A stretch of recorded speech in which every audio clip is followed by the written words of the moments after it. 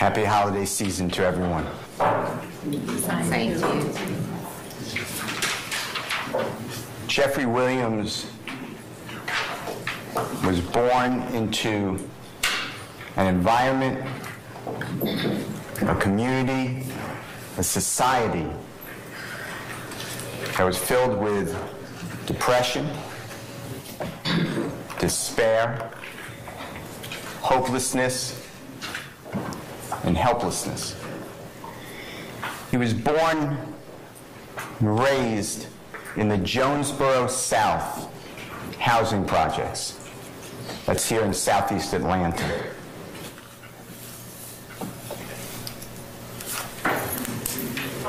It's a very small 3-bedroom apartment. He lived with his 4 brothers in one of the small bedrooms. His 6 sisters lived in the other small bedroom, and his mother lived in her small bedroom.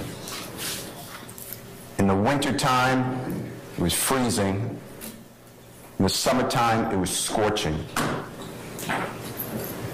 because there was not that much money to go around to pay for utilities. The refrigerator and the cabinets hardly ever had any healthy food, and sometimes no food at all. In order to have the appearance of being able to wear different clothing, Jeffery would share clothing with his brothers and sisters, neighbors, and friends in the community. And although the clothing was oftentimes dirty, at least it gave the appearance that he can have a different look from the day before. When Jeffery would exit into the community, most homes' windows were boarded up. There were burglar bars on every entrance. Litter. It was not uncommon to find shell casings and human blood remains from the shootings that occurred.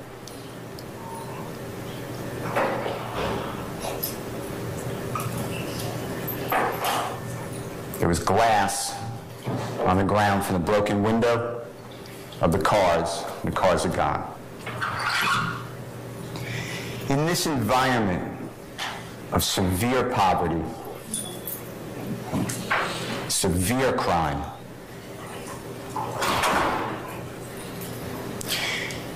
Jeffery developed 2 deep, embedded beliefs about our criminal justice system.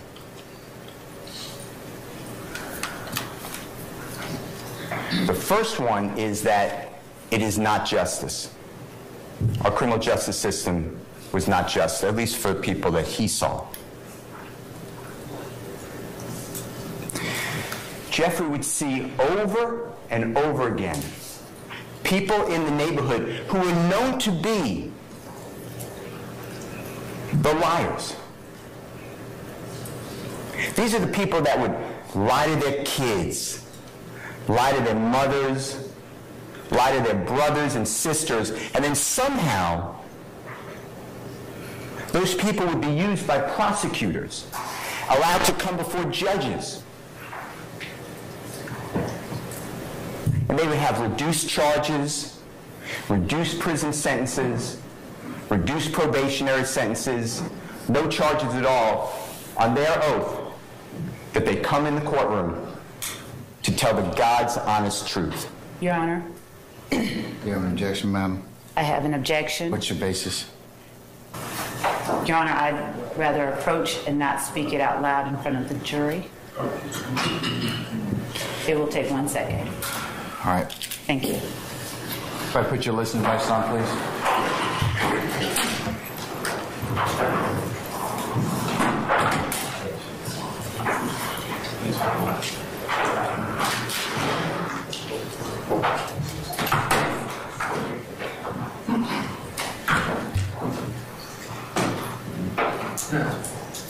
Hold on. Thank you.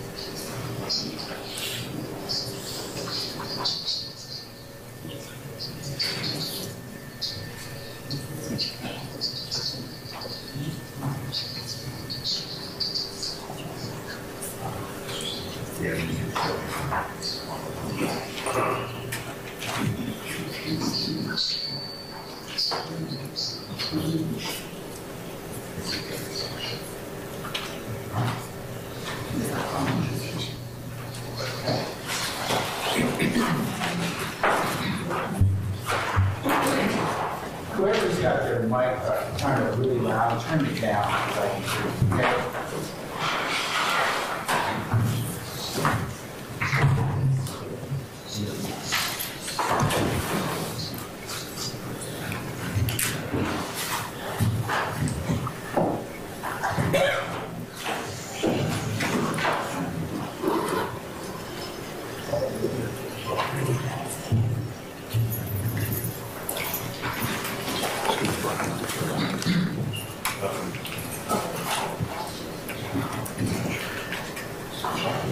Sergeant Steele, go ahead.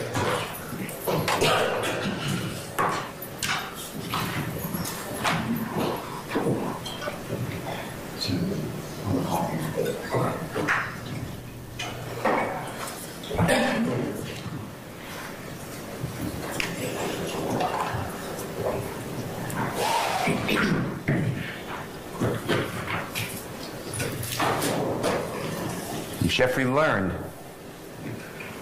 that these liars, these snitches, these rats, they would come into the courtroom, take a witness stand to tell the God's honest truth. They were still the same liars. And they would testify against people accused of crimes. Jeffrey thinks that the entire justice system is corrupt. It should be blown up. And everybody who feeds into that are awful people, stealing lives away from others. The next abiding belief that Jeffrey had growing up is his despise for the police.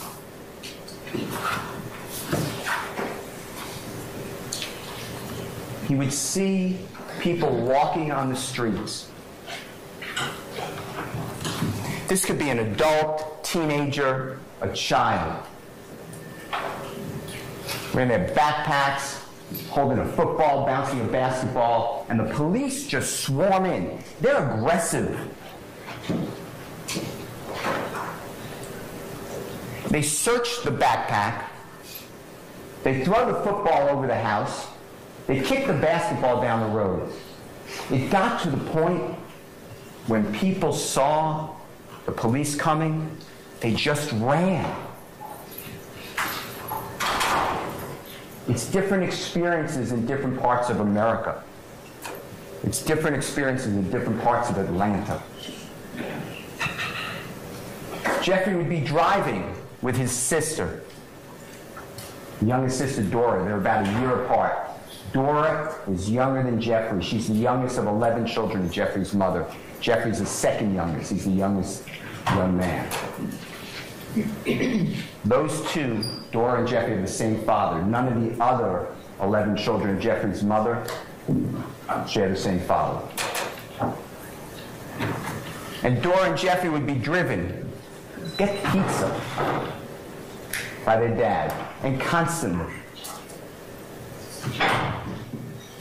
The car would be stopped for a window tint violation, a failure to maintain a lane, failure to use a turn signal, illegal left turn.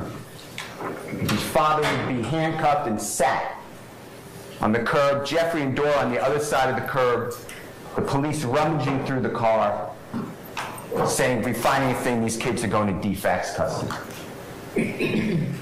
That's how he grew up. But what really solidified Jeffrey's distrust for the police happened 3 days before his 9-year-old birthday. Jeffrey's born on August 16th of 1991. We are now August 13th of 2000. Jeffrey's older brother, they called him Beanie. He was 20 years of age, 11 years older than Jeffrey. He's shot in the chest. He collapses outside, not far from Jeffrey's apartment. The neighborhood comes out. Jeffrey and his family come out. They're praying over Beanie. It's going to be okay. There's help on the way. 911 was called. And what seemed forever, when the police finally did arrive, they didn't go immediately to Beanie. They had to push back the crowd. Jeffrey's mother was hysterical. She was screaming for her child to survive. The police handcuffed Jeffrey's mother, put her on the ground. And when they finally went to Beanie, put a sheet over his face,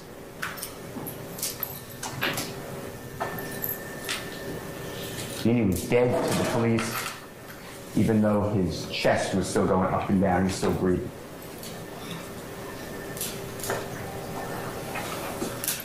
The Jonesboro South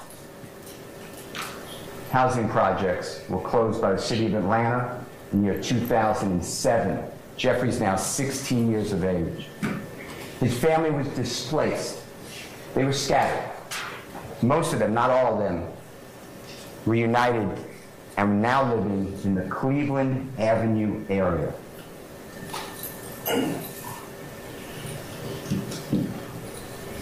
Jeffrey was not educated in his home about go to university, work as a flight attendant for Delta.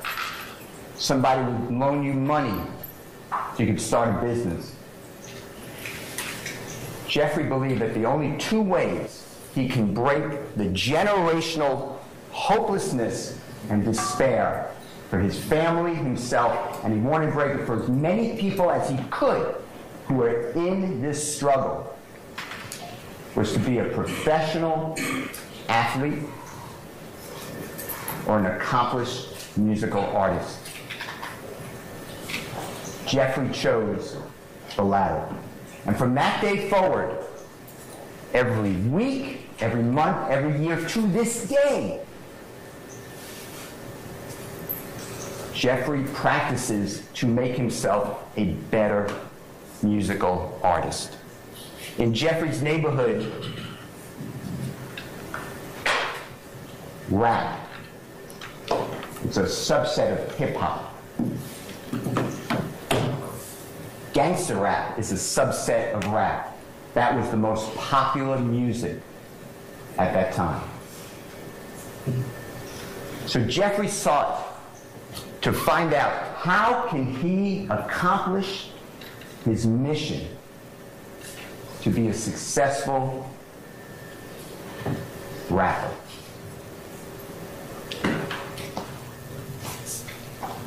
So he had the internet. They were poor, but they had phones with the internet. So he would Google and look up and get on social media every accomplished rap artist and see what made them special. And Jeffrey would listen to beat after beat after beat. These are billions of musical chords that he listened to. And he tried and he forced himself to be able to speak fast within the beat and rhyme words. Jeffrey can't sit there and write out the words. He doesn't spell well. But he can listen and learn and look up what words mean, or just make up words to put them into the beat. And Jeffrey studied 2 rap artists particularly. He idolized a gentleman named Dwayne Carter. His performing name is Little Wayne. Jeffrey also idolized Tupac. And Jeffrey looked at, what is Little Wayne doing that's making him so successful? Because Little Wayne is right before Jeffrey. He is born on September 27th of 1982. He's 9 years older than Jeffrey. And Little Wayne, by the time that Jeffrey came along, has exploded. He is a superstar. And Little Wayne changed the culture. It was more than just the sound of the music. Now, Jeffrey studied Little Wayne so much, he sounded like Little Wayne. You're going to hear witness after witness that Jeffrey sounded just like Little Wayne. But Jeffrey realized that Little Wayne had a following, a fan base, and people who dressed like Little Wayne. It used to be that rappers wore baggy pants, big uniforms from teams. Little Wayne changed it. He wore proper fitting pants. Little Wayne tattooed his face. He's the first one. Jeffrey has tattoos on his face. Jeffrey changed the clothing. He took what Little Wayne did, and Jeffrey wore tight fitting pants. He's the first. He did that because when he would take his ill-fitting clothing from his sisters, they were tight jeans. Jeffrey wore tight necklaces. He wore dresses. He realized in order to become successful and to accomplish his mission of breaking those bonds, he had to capture people's experiences and make it interesting, both musically and creating a brand. He's advertising. Jeffrey was called Little Jeff. His father is Jeffery Williams Sr. He was called Big Jeff.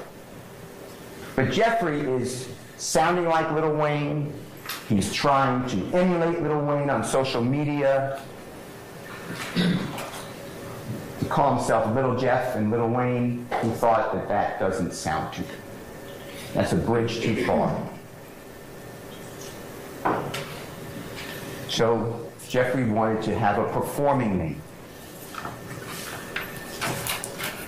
So he looked to Tupac. You will learn that in 1983, the incomparable talent Michael Jackson released a song that went around the globe, P.Y.T., Pretty Young Thing. About 13 years later, Tupac is featured on a song with Smooth. And that song is P.Y.T., Playa, P-L-A-Y-A, Young Thugs. And on that song, there's a repeat of words. And this really connected with Jeffrey. It's a black man that not too many understand. That's what Jeffrey felt about people with nice color skin.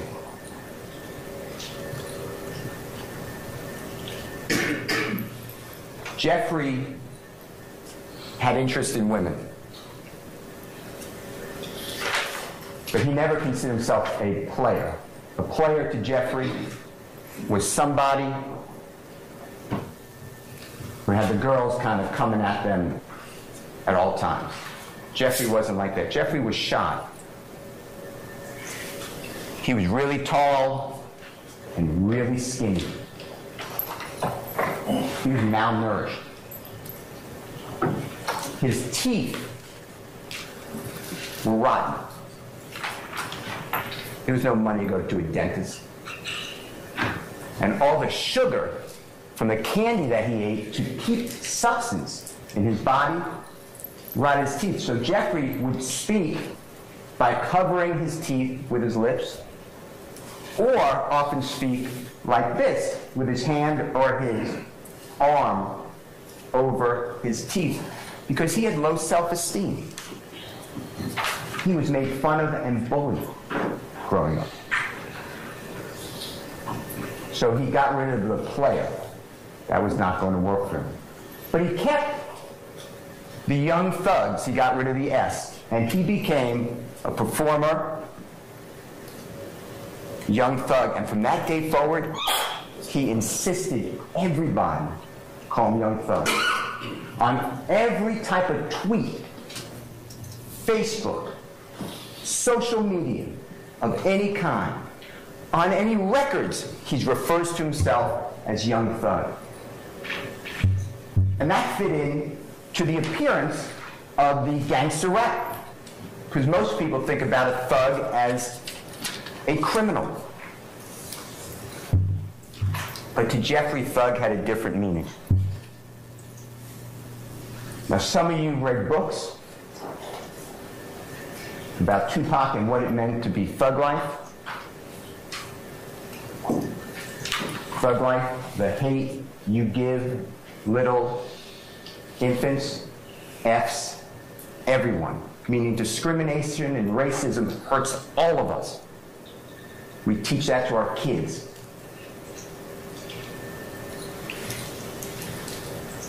That was not what thug meant to Jeffrey. Thug meant and means to Jeffrey something very personal. It was his path that if he could ever make it as a musical artist and help his family, himself, and as many others out of this endless cycle of hopelessness, he would be truly humble under God. That's what thug means.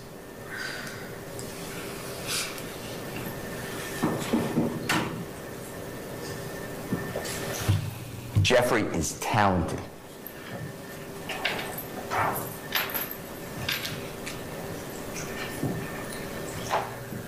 He worked so hard, he'd outwork everyone. He would stay up all night after night trying to rhyme words, put him to beats. When he had time and the opportunity to go into the studio, he wouldn't leave. He is a prolific creator of music. The neighborhood realized his talent. He was the best rapper in the neighborhood. So Jeffrey was invited to the underage clubs to perform. And he would be the introductory entertainer. He would be able to perform 5 or 10 minutes, $50, get paid $100 sometimes. He's about 17 years old, 2008, 2009. When Jeffrey would leave the establishment, he'd get robbed. And the money was gone. And that money may not be a lot of money to some of you in 2008 or 9. But to Jeffrey, it was food. It was meals for him and his family. The next time Jeffrey went for an event, he did not get armed robbed. There's a man in the community who's a man of influence in the community. He was allegedly the leader of Raised on Cleveland, the supposed gang, rock crew. He was supposedly the leader of the Bloods in that area in Cleveland Avenue. His name is Quentin Porter. Goes by Boo or Big Boo. And when Jeffrey comes to make the performance, he's no longer there for 5 or 10 minutes. He is the lead performer. He's going to go last. As the time went on, the neighborhood got behind Jeffrey. The rock crew, the Bloods, the whole neighborhood. They would put up signs on the post, come out tomorrow night. Watch our own young thug perform at this establishment. The place is sold out now. This is no longer 25, 35 people. There are hundreds of people in the club. There are hundreds of people in the parking lot trying to get into the club. There are hundreds of people backing up in the streets, all to see Young Thug. The people who own these establishments are making money. They are attracting customers. Word gets out. Jeffrey's no longer just performing in the area that he grew up in the poverty-stricken area. He's now in Atlanta, South Georgia, Alabama, Florida, South Carolina, North Carolina, Tennessee. He is performing all of the time. By 2011, Jeffrey released his first album. It's entitled, I Came From Nothing. And yes, he speaks about killing 12 and people being shot and drugs and drive-by shootings.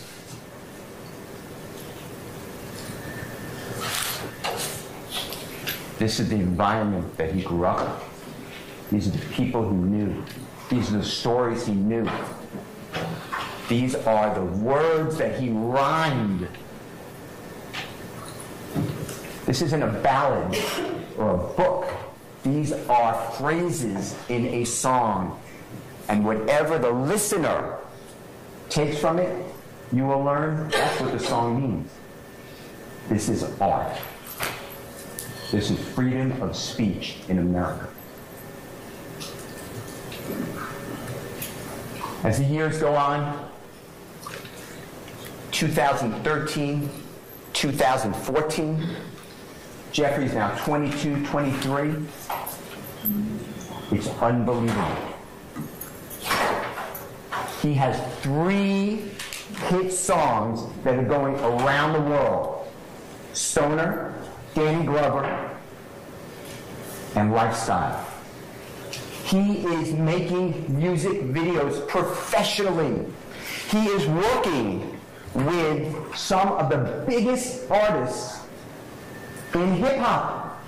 It worked. It's unbelievable. He is not running this criminal street gang in Cleveland Avenue area of Cleveland to gain property, money, or power. Jeffery Williams did it on will and hard work and determination without anybody's help, except the people from that area that he will not turn his back on. By 2014, to today, you will learn Jeffery Williams has been nominated and won and recognized MTV, United Kingdom, American Soul Train Music Awards. He is a Grammy Award winner. XXL Awards, BET Awards, Billboard Music Awards. Every single year since 2014, that's what he has accomplished. He is not sitting there telling people to kill people. He doesn't need their money. Jeffrey's worth tens of millions of dollars.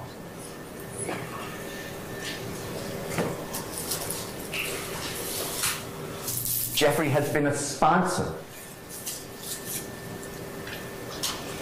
for Puma, Calvin Klein.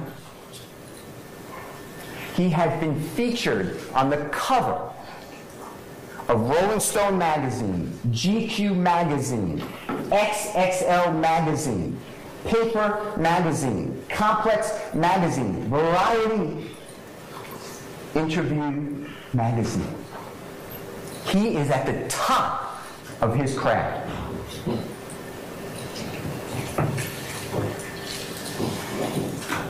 Jeffrey is so talented in music, he doesn't only do gangster rap. He does rap, gangster rap. He has hits in country music, popular music or pop music, Latin music, Afro beats. He's been featured on NPR, Tiny Desk. He's played numerous times on Saturday Night Live, Jimmy Fallon Show. Jeffrey has performed in almost every continent on the earth. He's performed in front of more than 300,000 people that come for him. His social media feed has more than 10 million followers. He's not the creative. He's trying to pull people out of poverty. Jeffrey has performed with the likes of Rihanna, Ed Sheeran, Sir Elton John, Drake. Everybody in music. And Jeffrey didn't only stay in music. He did fashion. He's an icon in fashion. He has been to Paris, to Spain, all over Europe at the fashion shows. He has his own clothing lines. People are walking around the earth today with Jeffrey's picture tattooed on their calves, on their shoulders. They have his lyrics on their bodies. YSL, when Jeffrey was coming up and making it, Lil Wayne had and repped, talked about Cash Money Records. That's his label. Jeffrey's friend in Cleveland Avenue, they called themselves YSL. Because on the pants, the tight-fitting pants, the women's pants that they're wearing, it says YSL, Yves Saint Laurent. That's where that comes from.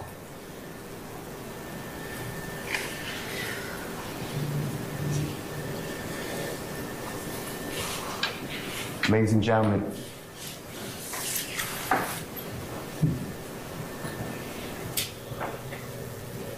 Jeffrey stands before you, charged with some of the most serious crimes in the state of Georgia. I'd like to go through with you each and every crime that he's charged with in the indictment. The indictment's thick. You're going to have it. At the end of the case, the Honorable Judge Granville will give it to you. You should read it. It's the charging document. It is critical in the case. There are many counts. Most of them Jeffrey's not charged with. But everybody, there were 28 people who the prosecution, through the grand jury, indicted together. They're all in count one. That's why this is a joint trial, because everyone's in count one. That was the decision of the prosecutors. You will learn that Jeffrey doesn't even know most of the people in this indictment. He doesn't know them. They all know him because everybody in that area knows Jeffery Williams. He is known as the Michael Jordan of that area. And he didn't get out and stay away. He tries to come back and give people hope because he knows what it is to be depressed, hungry, and have nothing going for you. The first count is a RICO conspiracy. And the supposed objective that the prosecution charged is that Jeffrey, along with others, had a meeting of the mind. They had an agreement. They have an agenda together.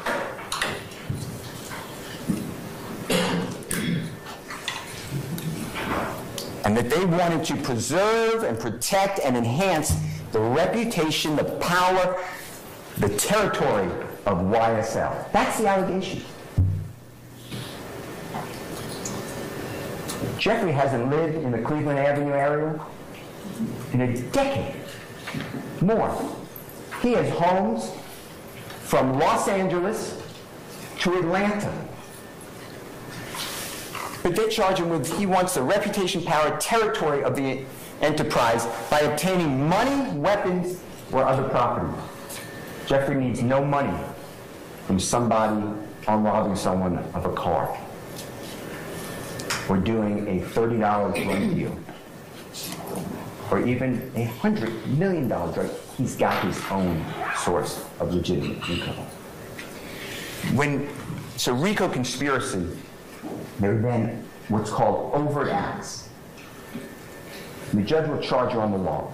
But there are 191 overt acts. And those are separate instances that the prosecution said they're going to prove. Most of them don't include Jeffrey. But the ones that do, I'd like to go through with you. And I've broken it up into 3 categories. Because an overt act can be a crime. It doesn't have to be a crime, so I then wrote chats, social media, any type of statement, because the prosecution has been investigating Jeffrey for a decade. They have all of his personal chats. You think you're talking to somebody on Facebook in a personal chat? They have all of his thoughts. They put these in the indictment. The third category are lyrics. So I'd like to go through them with you. First is going to be supposed crimes, and these are the overt acts that you will see that involve Jeffrey. As you can see, Jeffrey has never been convicted of a crime. He stands before you. He's not a convicted felon. He can vote, he can carry a gun, he can be on a jury. But now, these acts are embedded in the indictment. So let's start with the first one.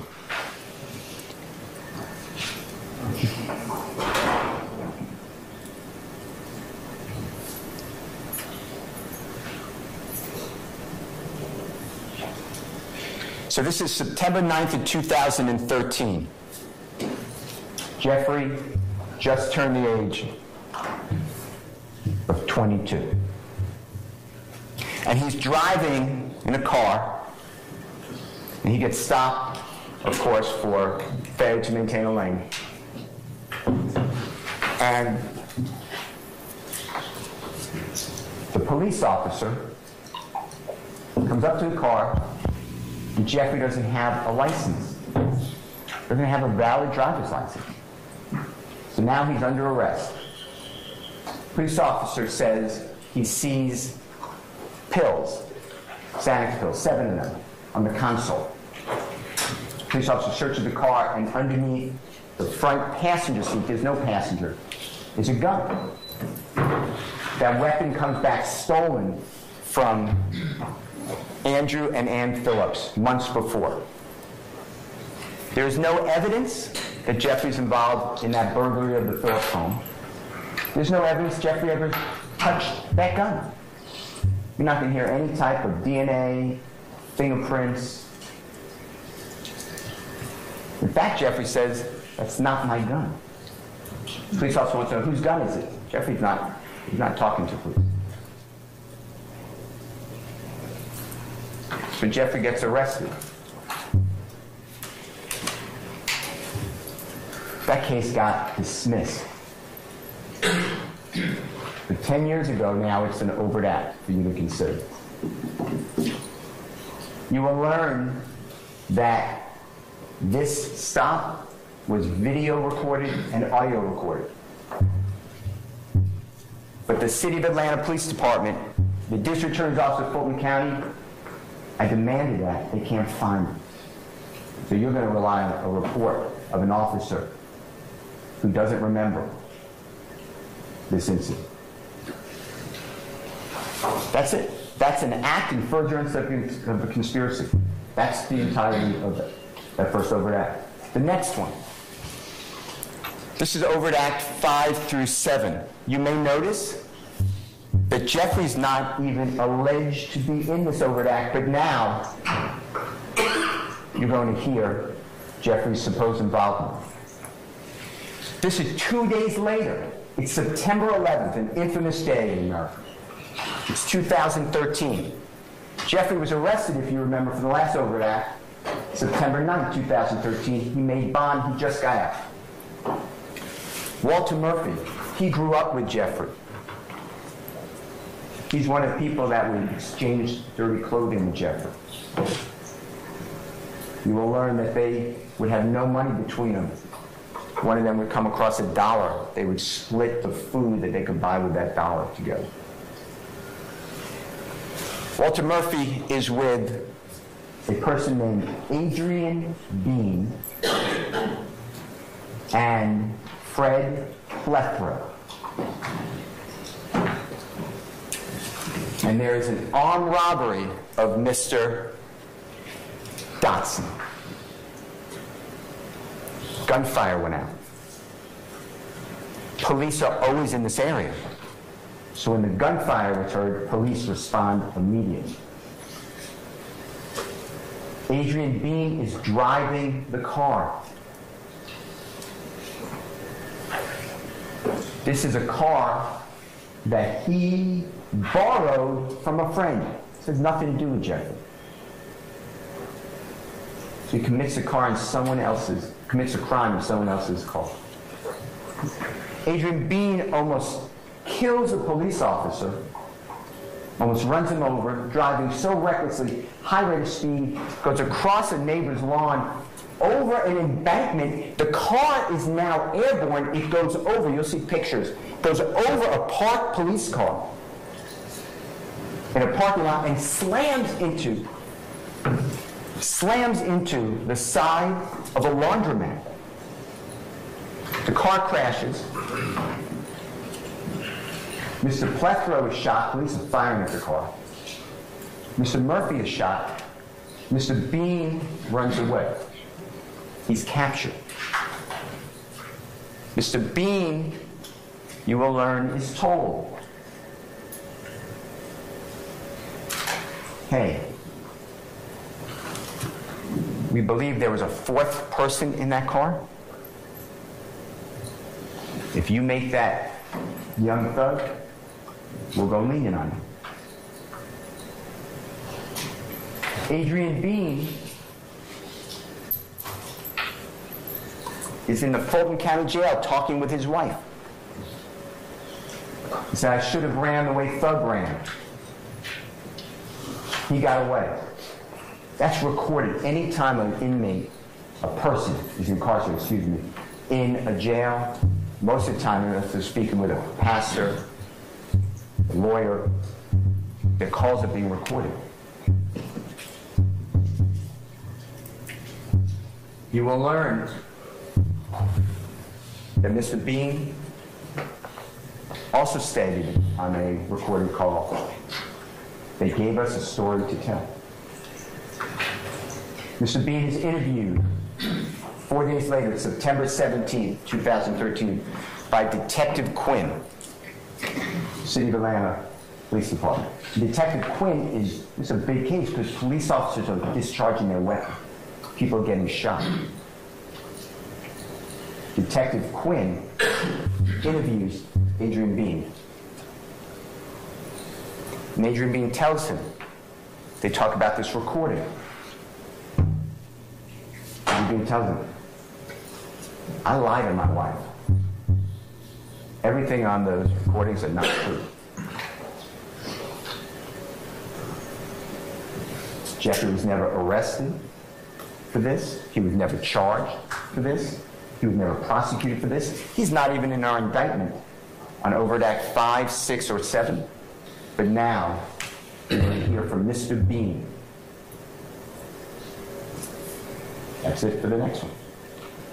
Somehow that furthered this conspiracy. Jeffrey was not even charged. Next overt act is January 7th of 2015. Now, this is a larger part of our case, probably. God forbid Donovan Thomas is going to be killed 3 days later. It's going to be January 10th of 2015. And in order to understand this rental car, and there's nothing clearly wrong with renting a car, but in order to understand this rental car and then the 3 days later the killing of Donovan Thomas, you have to understand some background. So we're shortly before New Year's of 2015. And there's a man named Kenneth Copeland. He goes by Rudy. And Kenneth Copeland is not friends with Jeffery Williams. He uses Jeffery Williams, just like a lot of people.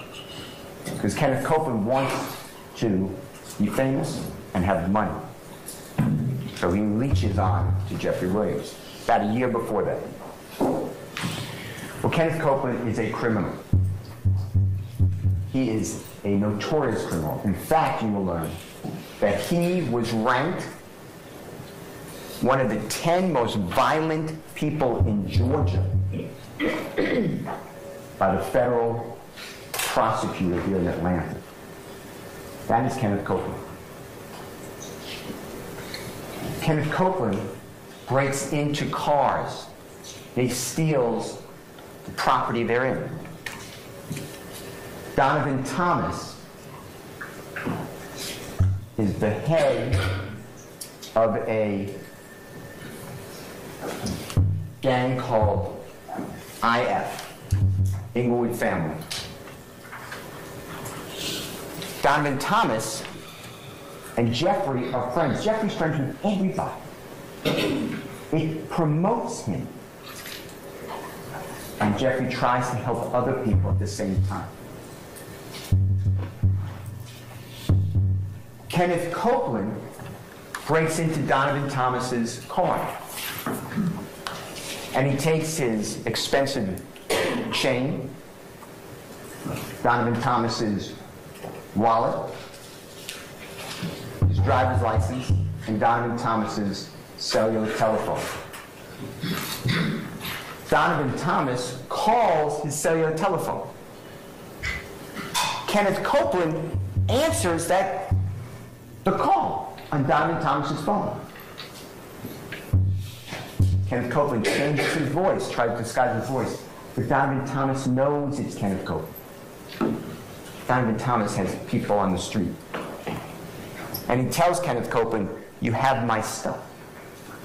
I'm coming to get it back." And Kenneth Copeland says, "Yeah, I'm glad you called me.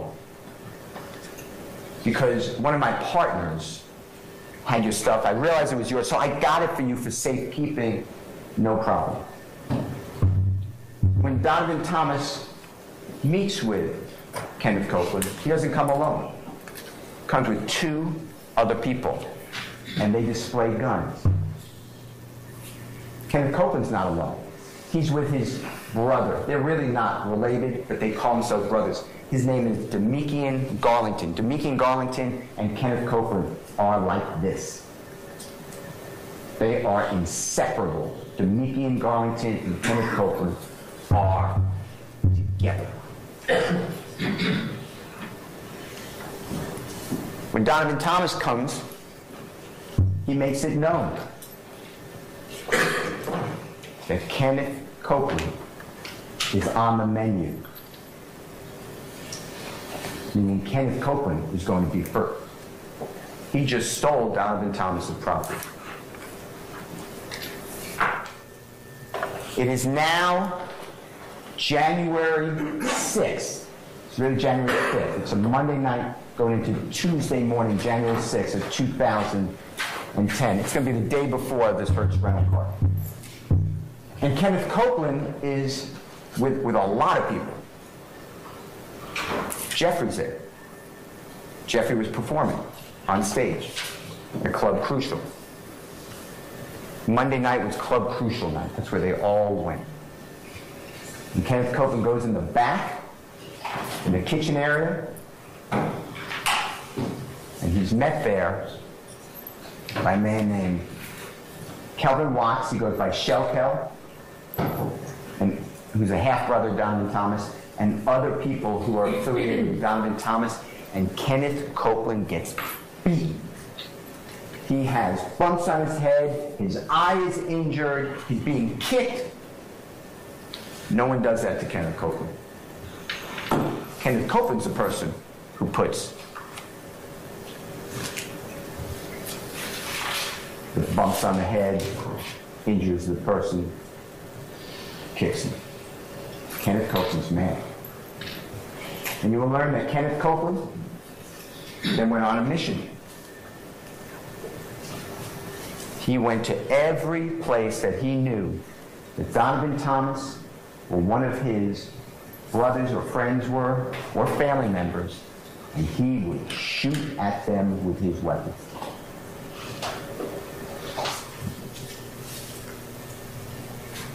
On the 7th day of January 2015, Kenneth Copeland told Jeffrey,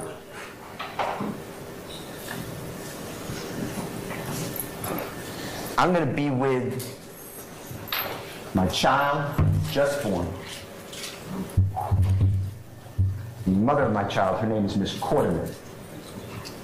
And I don't want to be driving around in the typical car I drive around in, Dodge Charger. Can I use one of your rental cars? Jeffrey does this for everybody. People need to take someone to a doctor. People want to go out of the state. They don't have transportation. He rents cars all the time. Jeffrey says, yeah, there's a rental car here. It's a Corvette. Kenneth Copeland says, that's a 2-seater. My child has a baby seat. That's too small.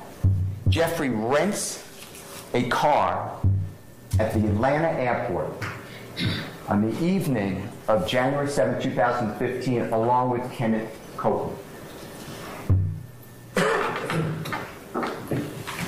After they drop off the Corvette, it's the same location. This rental car is in Jeffrey's name. And they leave the rental car location. Kenneth Copeland wants to pick up his brother, Demekian Garlington. And after Jeffrey is dropped off, Jeffrey does not see that Infiniti vehicle until after the killing of Donovan Thomas. That Infiniti vehicle, that rental car, is in the possession, the control of Kenneth Copeland that whole time.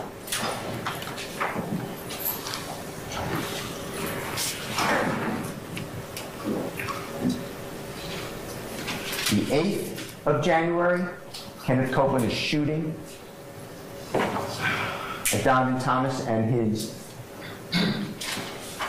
friends associates. He's using this Infinity vehicle. He's using another vehicle. He is on a spree. It's now January 10th of 2015. There's a New England Patriot, Baltimore Raven playoff football game. It's Saturday evening. Donovan Thomas is watching the game from inside a barbershop with a lot of other people, his friends. At approximately 7:22 that evening, on Saturday, January 10th, 2015, Donovan Thomas is outside of that barbershop. His Chevrolet Tahoe is parked in that parking lot. Car drives by. You'll see a video, a surveillance video from the stores. You'll see sparks. It's gunfire. Donovan Thomas is struck fatally. The EMTs try to save him. He's taken to Grady Hospital, surgery after surgery, and he leaves us. 2 other people were shot as well, but their injuries were not fatal.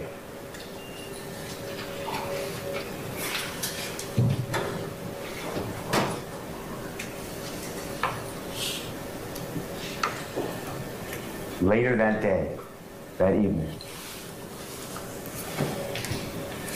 Jeffery Lamar is in negotiations with his record label. They want to give Jeffery over $800,000 up front. And the contract's worth millions to produce these records. That's what Jeffery was working on.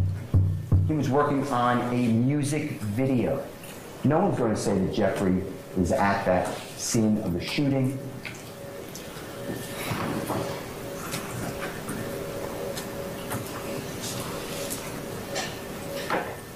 But later, Kenneth Copeland, when he's arrested, he tells the police lie after lie after lie after lie. Kenneth Copeland says Jeffery Williams was involved in that shooting. Although Kenneth Copeland said, I don't know anything about it, I'm just telling you what I heard. Kenneth Copeland's one of those liars in the neighborhood that everyone knows, that becomes a witness, swears to tell God's honest truth. You will learn that after the shooting of Donovan Thomas, his associates did not take that well. Immediately, word on the street is that Kenneth Copeland, Moody, is responsible. Kenneth Copeland, it's now after 10 p.m., it's hours after shooting. He's then at Jeffrey's home, along with a lot of people. They're all scared they're going to be killed. They're all telling, I had nothing to do with it. Jeffery, you will learn, is friends with Donovan Thomas. Jeffery puts Donovan Thomas in his music videos. Donovan Thomas invited Jeffery just recently to come into his neighborhood to shoot a music video with him in it. Jeffrey's not happy. He is sad.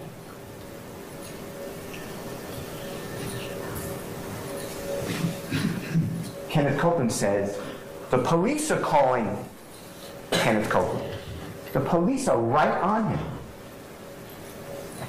And you will learn, and it's on recording, that Kenneth Copeland goes into the police station later that morning, so it's a very early morning hours, January 11th of 2015, and he's with Detective Thorpe. Detective Thorpe is recording this.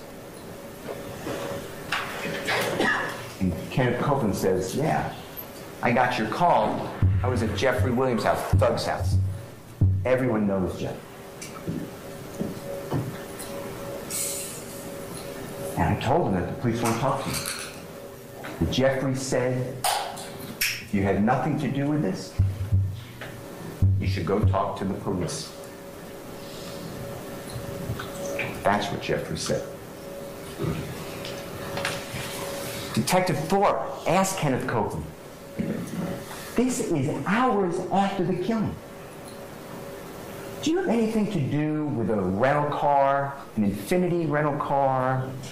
Were you in an accident in an Infinity rental car? And Kenneth Copeland says, no. He's just a liar.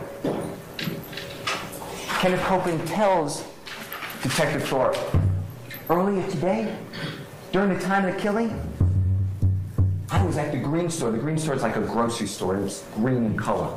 It's called the Green Store. It's not far from where Donovan Thomas was got killed.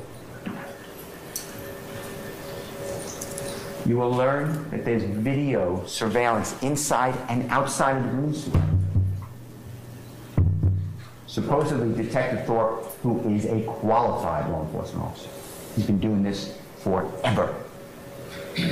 I'm being told that, no, we never got the video of the Green Store to support the supposed alibi of Kenneth Copeland.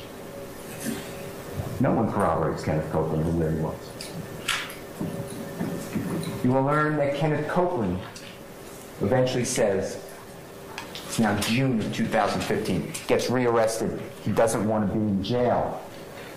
He speaks with the police. He's now with Detective Dennis, Detective Gaither, also City of Atlanta police officers.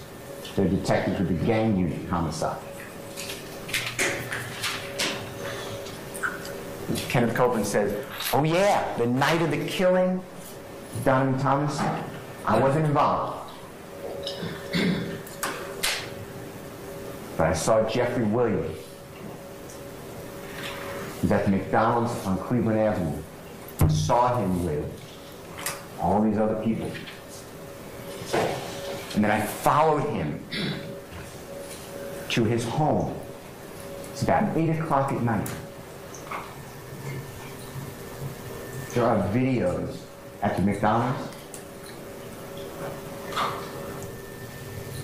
They don't have any video. They never bother to get any video. We even try. But we have phone records. And phone records can show that they're not GPS. This is not like you're within 5 feet of this area if you call E911 or something. But it gives a range, maybe 1.5 miles, maybe more. And tells you which tower you're hitting off of. Kenneth Copeland tells the police, I followed Jeffery Williams' car to his house about 8 o'clock. That's not true. When you track Kenneth Copeland's phone records, he doesn't go near Jeffrey. He doesn't see Jeffrey that night. He doesn't follow Jeffrey home. He doesn't go to Jeffrey's home until after 10. This is all a lie. Kenneth Copeland was told by the police, we want Thug. That's how he gets the deal. Because Kenneth Copeland was also told, you're an armed career criminal. You're going to spend 25 years in federal custody for having a gun. You're going to be dying in the state of Georgia custody because we're going to charge you with gang crime after gang crime after gang crime. But you can help yourself out. On Kenneth Copeland's word, Jeffery Williams stands here concerning that overt act. So Jeffery Williams rents a car in his own name to use in a homicide of his friend.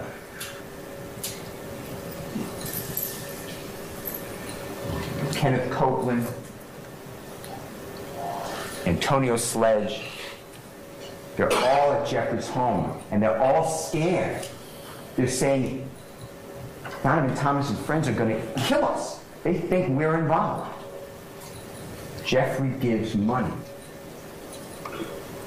to Antonio Sledge so he and his family can get a hotel room and not suffer a potential drive-by shooting. Because Kenneth Copeland said they're all going to be killed. Kenneth Copeland made them all supposed targets by the IO gang. Kenneth Copeland, Shannon Jackson, Demonte Kendrick,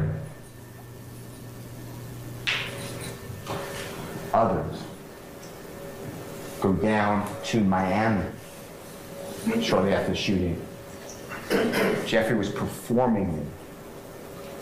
Jeffrey wanted them to be safe, not get hurt, until people calmed down.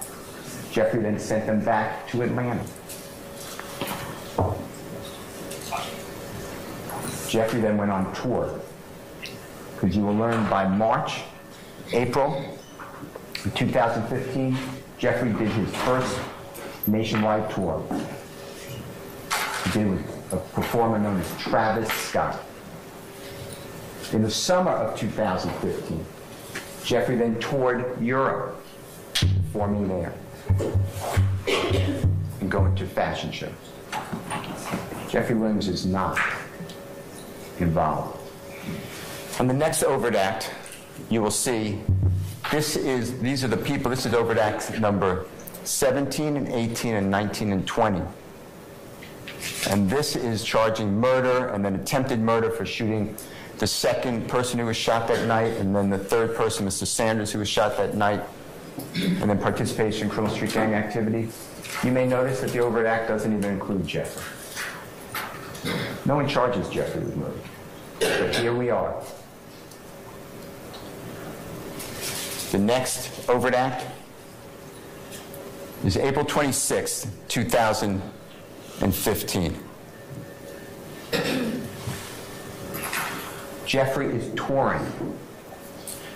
He is performing. He's in Louisiana.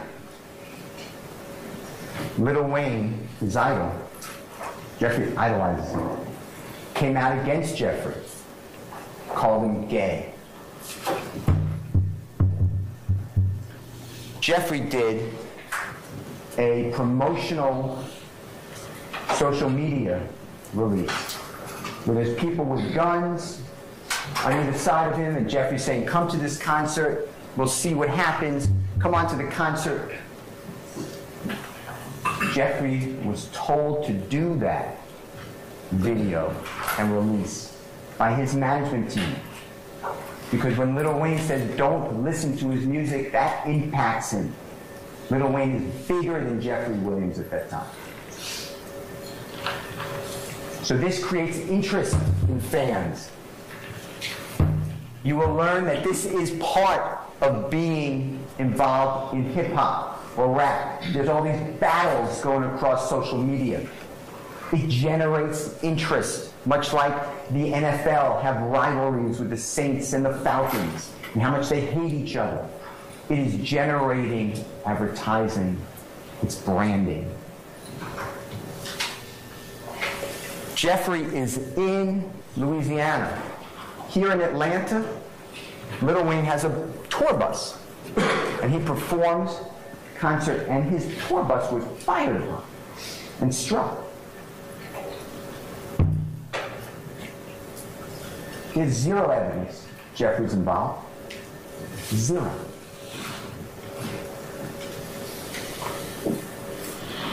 Jeffrey's not even named. And now you're going to hear about it. Because Jeffrey's the king slime. He just controls everybody, even without any evidence to support it. Because that's the theory of the prosecution and the police who have targeted Jeffrey Williams. The next overt act is July 7th of 2015. Jeffrey is at Perimeter Mall, that's located in DeKalb County. And he's in the mall and he's buying 50 to 100 sneakers, brand new sneakers. And he's going to do a video shoot. And he's going back to Cleveland Avenue where the children don't have proper footwear. He's going to give out these sneakers and allow the children to be in a video shoot. So that's why he's at the perimeter mall, and he's there with friends of his. And he's on a Segway scooter. It's like an electric skateboard. And the mall security comes over and tells Jeffrey and his friends, and you'll see video of this, they have to leave the mall. You can't have a Segway inside the mall. Well, Jeffrey leaves the mall. But the security officers follow him. They follow Jeffrey and his friends to Jeffrey's Jaguar. And the security won't let Jeffrey leave. Won't let his friends leave. They're standing around the Jaguar. They can't shut the door to the Jaguar. They can't pull out. And they tell Jeffrey, you're waiting here. You're going to have to be here. They tell Jeffrey's friend, we're going to get a criminal trespass warrant for you. Allegedly, someone inside the car said, I'm going to go home, get a gun, and come back and shoot you in the face. That's the allegation. The security guards then supposedly step back, the car drives away. Nobody is shot. There's no incident. Jeffrey gets arrested on that. DeKalb County prosecutors dismissed that case. It was not even indicted. Now you have it here before you. The next overt act dealing with crime is September 24th of 2017.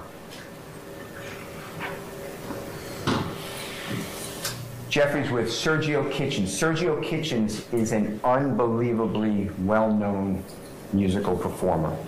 His performing name is Gunna. And he and Jeffrey both are under YSL. That's Jeffrey's record label. They signed Sergio Kitchens for Gunna. There's a third person in that car. His name is Cedric Jones.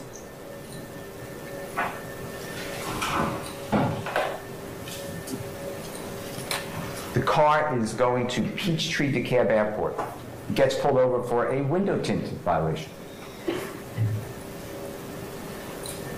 The officer gets Jeffrey out of the car in handcuffs, Sergio Kitchens out of the car in handcuffs, Cedric Jones out of the car in handcuffs. Police search the car. They find in the car supposed methamphetamine, supposed hydrocodone, marijuana, and a stolen firearm. Jeffrey was on his way to perform at the Jimmy Fallon show that night.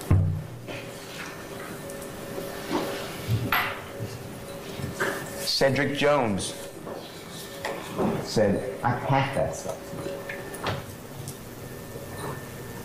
Somehow that is now influencing and perpetuating and moving this supposed YSL conspiracy. That's the overt act. The next one. May 18, 2018. Jeffrey is driving a Porsche. Sergio Kitchens is in the front passenger seat.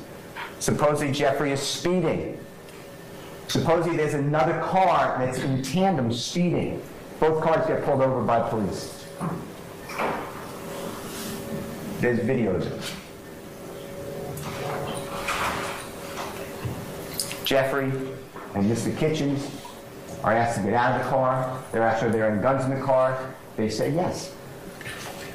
There are guns in the car. Police get them out of the car. Any drugs in the car? No. Police have Jeffrey and Mr. Kitchens on the side of the road. Go through Jeffrey's car. They run the guns. The guns are lawful. The police put the guns in the trunk of the car. Tell Jeffrey, Mr. Kitchens, you're free to go. Give Jeffrey a speeding ticket.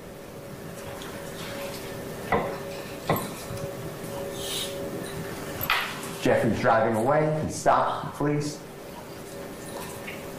Inquires about what's going to happen with the other gentleman in the other car. Police say, no, no, no. You're going to jail. They have in the car weapons, 30-round magazines. It's not in Jeffrey's car. There's going to be zero evidence that Jeffrey put those guns in the car, knew those guns were in the car, had anything to do with them. That's your overt act.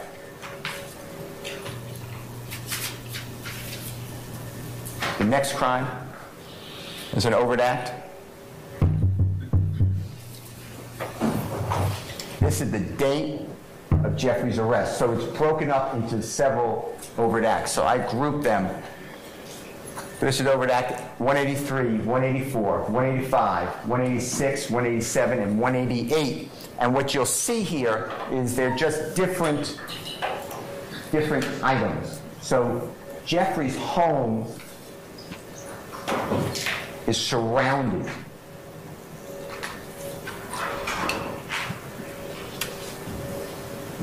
on March 9th of 2020 by law enforcement. Law enforcement has tremendous military power.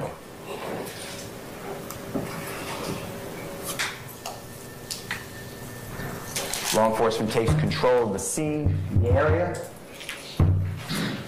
Jeffrey and more than a dozen people are in that house. You will learn that Jeffrey doesn't live at the house often. But other people live there all the time. They take care of the house. You don't leave a house unattended. The house has a lot of Jeffrey's awards that you'll see. And in the house, law enforcement finds a small amount of cocaine. I'm talking about a small amount of cocaine. They find codeine, lots of codeine.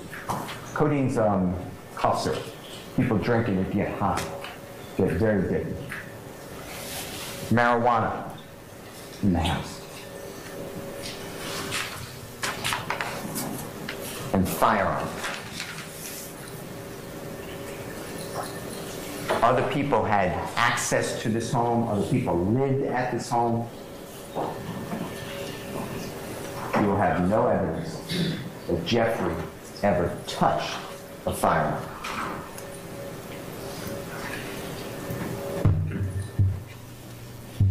Those are the overt acts involving Jeffrey. And somehow that furthered this conspiracy to create territory and property and money and respect and reputation.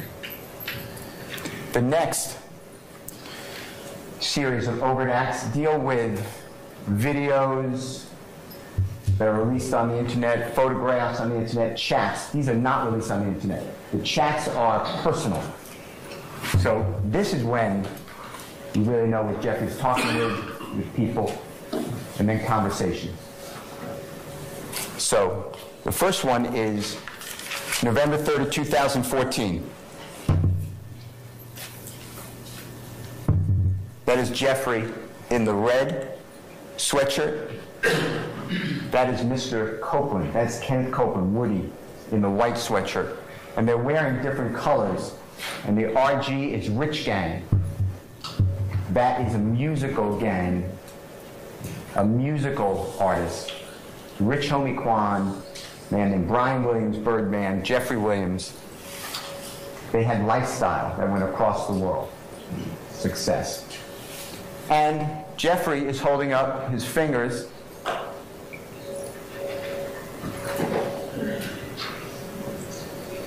Suppose that's a YSL. That's what he's doing. He's wearing red clothing. That's the overt act. Jeffrey didn't release that. That's not his Instagram releasing it. But that's the overt act. The next one is January 3rd of 2015. That is Mr. Demekin Garlington in the red with the glasses on. That is Jeffrey, closest to us. There's money on that table. There's a double cup, styrofoam cup. And it says that Jeffrey posed for a photograph. Jeffrey's not even looking at the camera. Jeffrey didn't release that on social media. He didn't post it. That is Mr. Garlington. And that's Mr. Garlington's "We Ain't Going Back and Forth." Mr. Garlington and Mr. Copeland are brothers. They consider themselves one.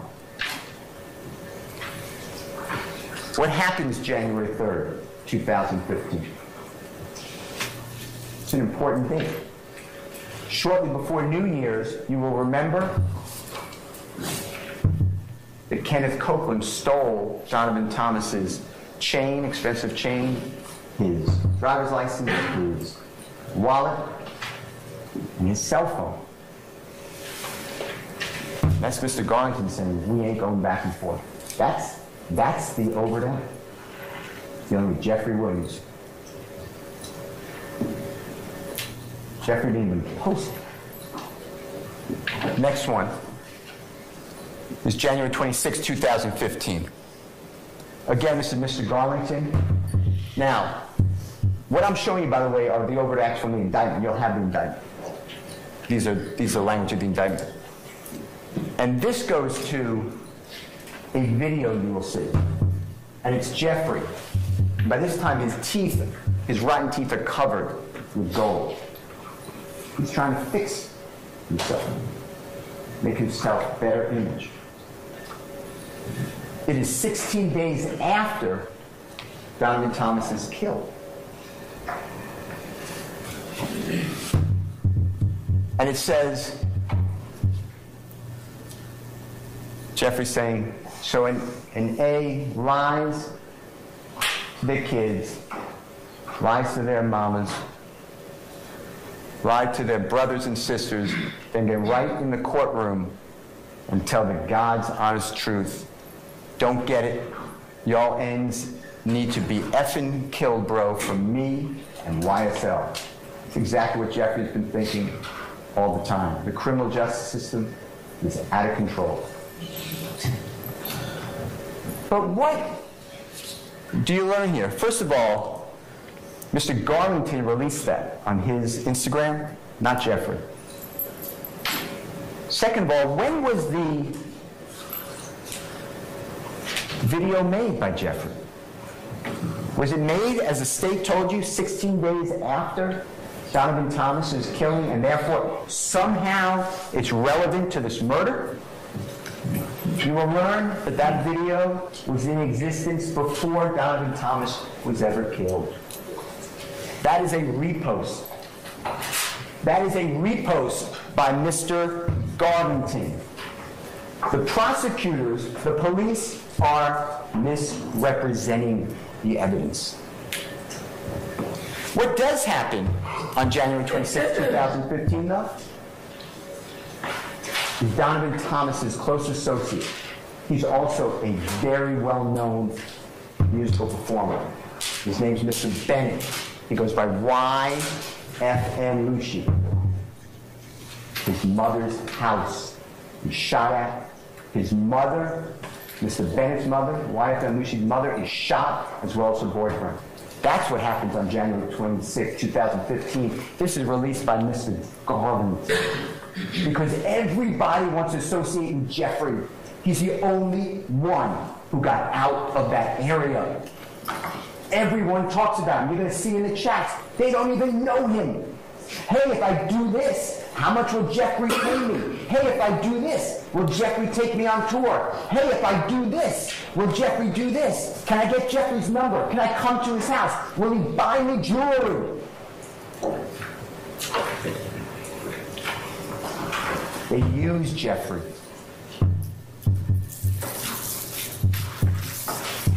This has nothing to do with Donovan Thomas.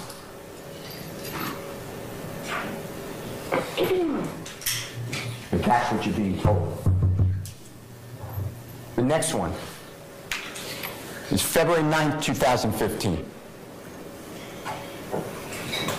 Jeffrey is in a car. You'll see the video. He's singing. He's singing. And he's making signs with his hands that the prosecuting police say are gang signs. I can make gang signs. This is America. I can speak favorably to the Bloods, to the Crips, to Donald Trump, to anybody.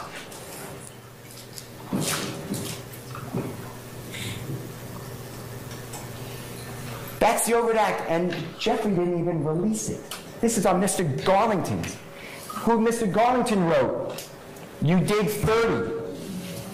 YSL coming soon." Instead of the C for the Crips, you remove the C if you're in favor of the Bloods, and you use another letter, sometimes a B, this one you use an S.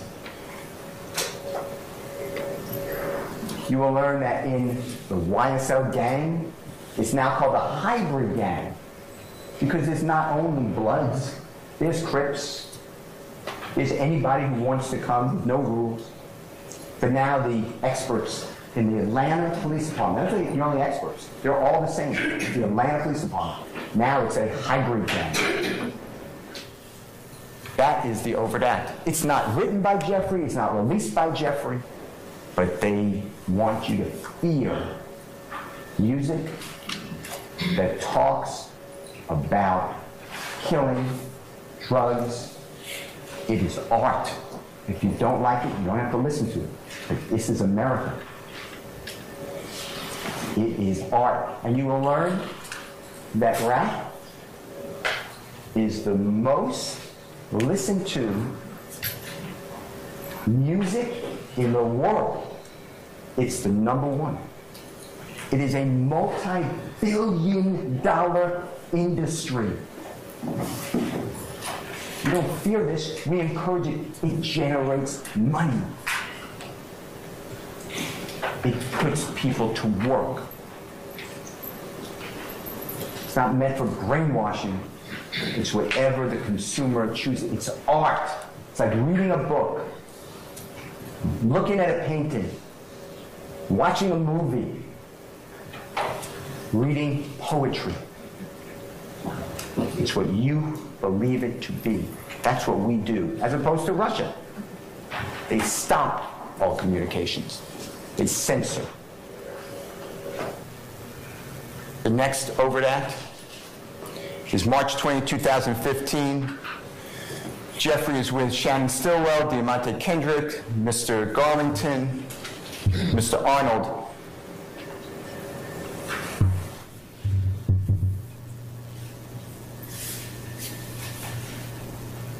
And they are using their hands to make signs. That's the overt act that furthers, that drives this conspiracy. That's it. Jeffrey didn't even release that photograph. Who releases it? Mr. Garlington. Next. It's almost New Year's 2017.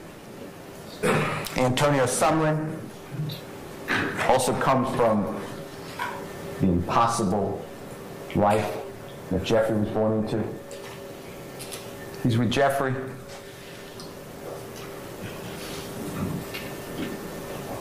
And there's a social media captioned "Original Slime SHI." And Jeffrey's saying, "Murder Gang BIT." And holding up his fingers, his YSL, until we're dead and pale. That's the overt act. That's driving this conspiracy. The next allegation is August 8th of 2019. That is Mr. Bennett. He's a very, very, very prominent musical performer, rap, gangster rap. And it's August 8, 2019. And this is Jeffrey's post. Jeffrey did post this. And he wrote, YFN, meaning Mr. Bennett, If I ain't like what you do for your mother and kids, and capitalize, I would have been kill you. That's supposed to be this rival, this leader of the YSL, the King Slime, against IF gang. And here we go. What they don't tell you, but what you will learn,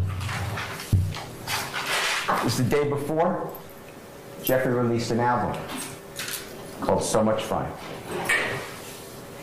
And YFN Lucy criticized that album on social media.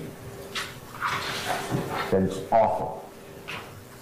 And what you also will learn is that in 2016, years before, YFN Lucy, he's not as high as Jeffrey.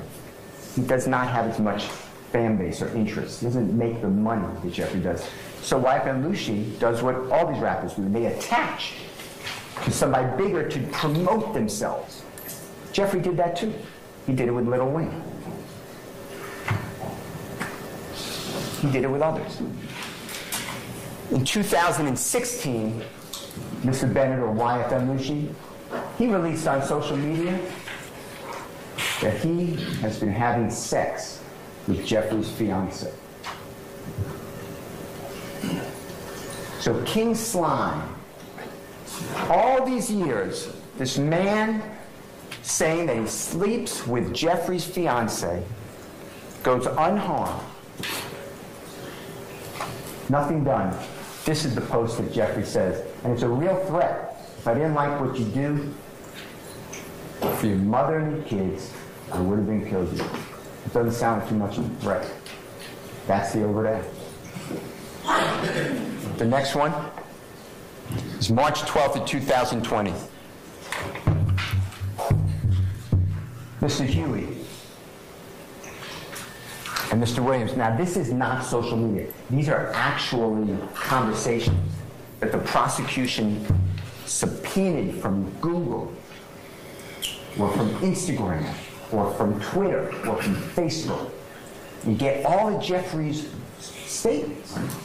This is very invasive. And what happened right before this, and if you look at the date, this is right before COVID hit in 2020 in America. Sergio Kitchens has a dear friend, co-worker. He is a producer, an engineer, musical engineer. So Sergio Kitchen performs, this other person turns the music, the beats, makes it right, changes lyrics, does whatever they do. This producer or engineer's name is Chandler Durham. He goes by Turbo. And Turbo's car is stolen. And in that car are beats, lyrics that cannot be reproduced. They're the only copy. They're in a hard drive in his car. The car is stolen. And it is alleged that Mr. Huey's friends or acquaintances or people that Mr. Huey knew took that car. Not that Mr. Huey did it, but that he knew who did do it, who has that property. And Jeffrey writes to him, if you don't take it back, he's going to die. Give back the property. You will learn that no one died. You will learn that the property was never given back. That is the real leader of this feared criminal street gang. He's ignored. That's it. That's March 12, 2020. The next one is February 4, 2021. Now this again is the personal chat. Trontavious Stephens, he grew up with Jeffrey. They exchanged clothing, dirty clothing. They went hungry together. And Woonie Lee is also a up-and-coming musical artist that Jeffrey wanted to sign, but Woonie Lee went to another record label. Jeffrey supports him to encourage his career. And this is February 4th of 2021. And what the indictment did by the prosecution through the grand jury is they put this together, and this is bad.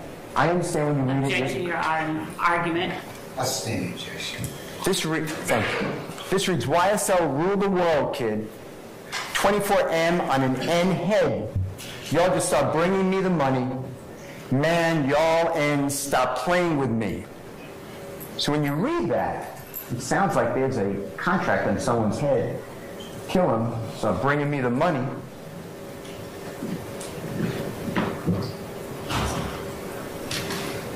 Stop playing with me. That's threatening. What you will learn is what the prosecutor did was they took these checks from various days. This is over a 3-day period. This is February 4th, 2021, all the way up to February 7th of 2021. And they cut out all of the context. And what you will learn is that on February 4th of 2021, Jeffrey wrote, YSL rule the world, kid, 24M on an N's head. What happened on February 4th, 2021, that was released on social media and went around the world, is one of Jeffrey's artists that he signed, who developed, he encouraged, and who made it. This person had a supposed, maybe it's real, supposed $24 million pink diamond and had it surgically implanted into his forehead. There is a photograph next to YSL Rule the World Kid, 24M on an N's head. There's a photograph. If you click on it, it is the rapper with the surgically implanted pink diamond in his forehead. The police bury this. The prosecution buries this. I will show it to you. Now, the evidence will show, they may say, oh, it's on. We made a mistake. There's no mistakes here. This is a big deal. This is a bill of indictment in Fulton County, Georgia in 2023. Your Honor, argument. Abstaining, objection. That is misrepresenting. You will learn. You will see it. It has nothing to do with put a contract on someone's life. That's the evidence that's coming at you.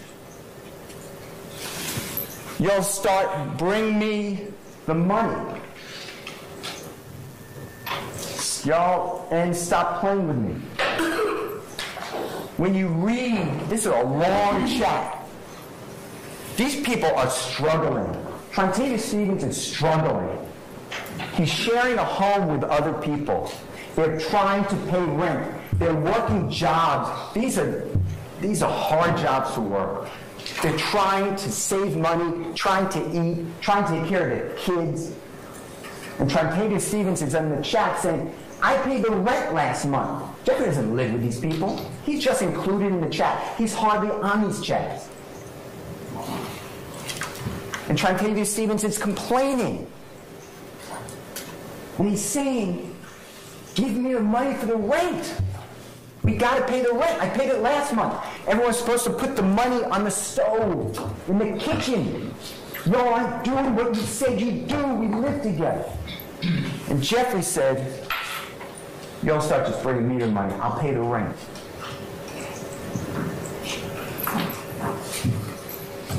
Y'all stop playing. That's the overt act. That's furthering this conspiracy. That's what they did to that man.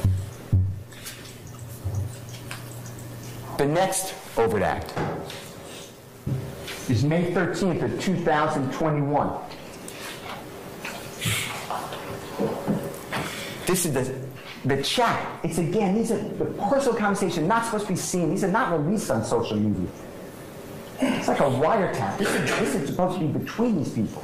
And it's Mr. Martinez Arnold, who, by the way, is a Crip. He's in YSL. Crips are blue, but that's why it's a hybrid gang. Everything moves to make it fit Jeffrey. Now it's a YSL gang that's hybrid.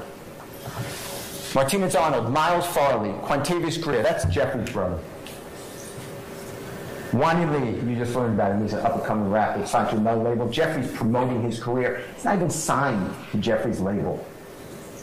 Jeffrey's promoting him. Trontavious Stephens, you learned about him, grew up with Jeffrey. Antonio Sumlin and Jeffrey. And it's May 13, 2021.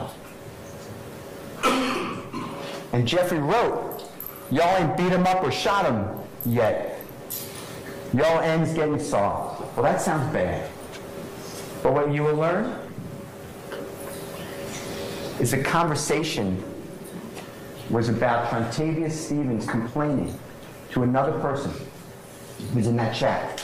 That other person tried to sleep with Trontavious Stephens' girlfriend.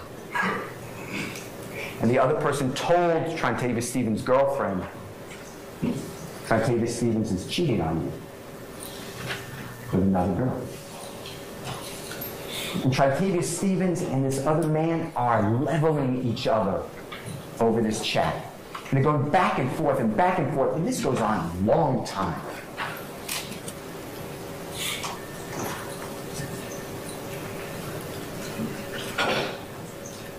And Jeffrey, they're acting like kids. And Jeffrey wrote, y'all ain't beat him up or shot him yet. Y'all getting soft. He's talking to people that he tries to help and that he's known all his life. That is the overt act. It is totally taken to mislead you. I will present the evidence. And there's no apology accepted. When they say, oh yeah, we were out of context, we made a mistake. There's no mistake here. They built a theory. They have an agenda. This is wrong. Objection, argument. Next one. September 1, 2021.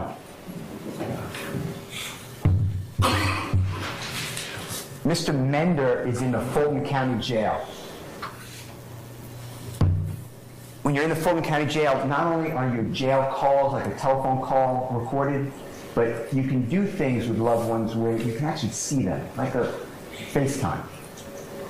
Or I guess that's Zoom. But they're recorded. So it's about a 16-minute call, and then it breaks off. It just, you can't talk longer than that on the jail call. You got to call back and pay more money. And Mr. Mender is speaking with Mr. Huey. And this conversation starts with Mr. Huey driving in a car. You'll see this. And Mr. Mender is on his iPad or Mac or whatever device he has.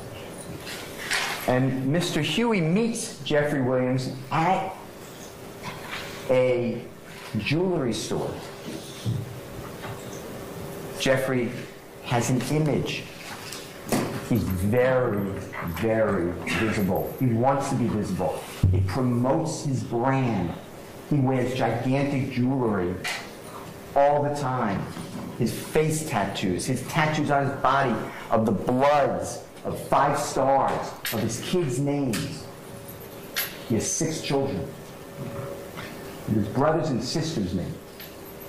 Of the struggles he's been through. Jonesboro South. And Mr. Huey goes into the jewelry store. And Jeffrey walks up. So now you see Jeffrey in the viewfinder, in the video. And he sees Mr. Mender. And Mr. Mender knows that Mr. Huey's in a jewelry store, because Mr. Huey before that showed him. And Mr. Mender says to Jeffrey, hey, I need something. And Jeffrey points to Mr. Huey. He says, speak with him, and walks away. Jeffrey's on that video audio for 31 seconds. That promotes the RICO conspiracy, that Jeffrey dares to speak with a person who's in custody and treat them well. He didn't buy anything for him. Jeffrey walked away. That's the next overt. The next one is September 4th of 2021, so a couple days later. And Jeffrey is with Mr. Huey. And Mr. Huey puts on his Instagram, it's not Jeffrey's post. Mr. Huey was in custody shortly before this. And he wrote, "From lockdown to a jet, slack is." Says Jeffrey poses for the photograph. Jeffrey's not even looking at the photographer. Jeffrey doesn't post this. That somehow promotes this conspiracy. This violent, territorial, money-gathering, reputation-building, fear-producing conspiracy. That's the overt act. The next overt act is November 14, 2021. It's again Mr. Huey, Mr. Williams. And Mr. Huey writes, and now this again, this is a private conversation. This is not social media. And Mr. Huey wrote, "You know I'm ready to handle the business and go sit down if I got to about any one of y'all on my mama." What the prosecution leaves out is the next line by Mr. Huey, where Mr. Huey writes, "But I don't even know if this is true or not." And Jeffrey writes, "Have you spoken with Gunnar or Sergio Kitchens?" And Mr. Huey responds, "Yes." And what they're talking about, if you remember, right before COVID of 2020, Jeffrey is telling Mr. Huey, get those people to return those beats. Those beats are not ever coming back. They're lost. That is proprietary information. That is valuable art. They're gone. Mr. Steele, I hate to interrupt you, but you might be time. How much longer do you have? An hour?